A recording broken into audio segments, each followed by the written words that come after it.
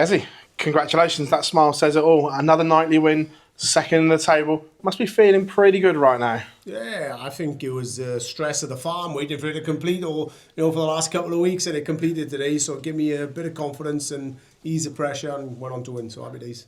Yeah, look, the manner of the performances as well. I sent out a real statement that you're getting back to your very best. One of the best nightly performances from start to finish that we've seen. That must please you as well. That let everyone else know the Ice Man means business. Yeah, I think I remember back when I hit the back-to-back 9-darters in Belfast. I had a similar night.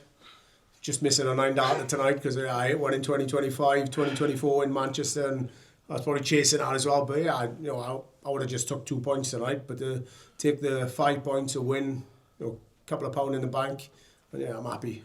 Do you feel that you're almost at the O2 already? Because last year you had to scrape to get that 4 spot, where now the points tally is almost there. 2 wins, obviously, in that column as well. Do you feel that you've got 1 foot in the O2 already? No, I don't think so. I think it's that tight, and even with Josh, it's 2 weeks on the bounce if he wins and he's on 14 points.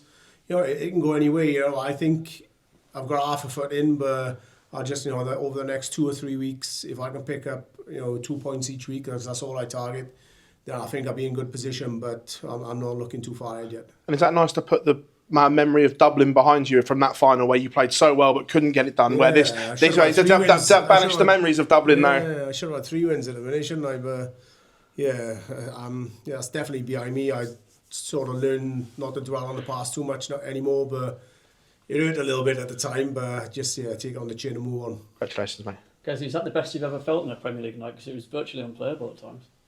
Yeah, but I felt like the players played well against me as well, and I just felt like I just kept myself in the zone and felt confident in my own game. I think in the final I took out back-to-back 128 checkouts, the 170, and yeah, not only was I scoring, but my doubles were there, and if I take my chances, then I'm pretty difficult to beat, I think. And you had back-to-back 9-darters here in the last 2 years. What is it about Manchester that seems to bring out the best in you? I don't know, that's where Luke's from, really. I like to perform in his backyard like he does in Cardiff, but no, I don't know. It's just some nights I play well, some nights I don't, and yeah, for some reason I play well in Manchester. Was that 170 celebration a little nod to Luke there? Yeah, just a bit of fun. Nothing too out of order, I don't think. Yes, well played tonight. You beat Gerywn in the final.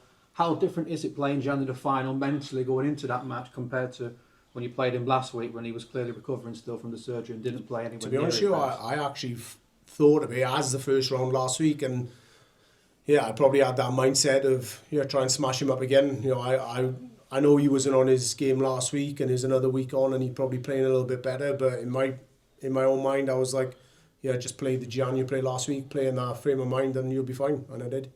He was involved, obviously, in a drama-filled encounter with Luke Littler earlier on. Is it nice just to sort of not be aware, not be involved in that drama, just almost go under the radar and play your own game?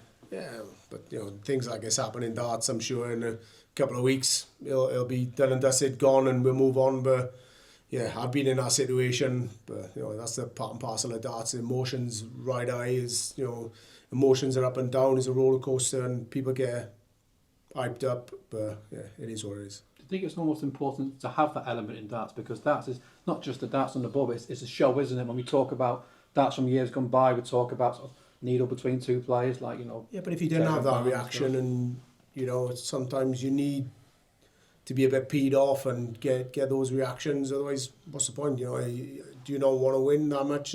You don't get them reactions, you probably regret some of the things you do or the reactions you have, and you think about it tomorrow, but if you're not up for it in the game, and sometimes that happens, and I don't think there's anything wrong with it.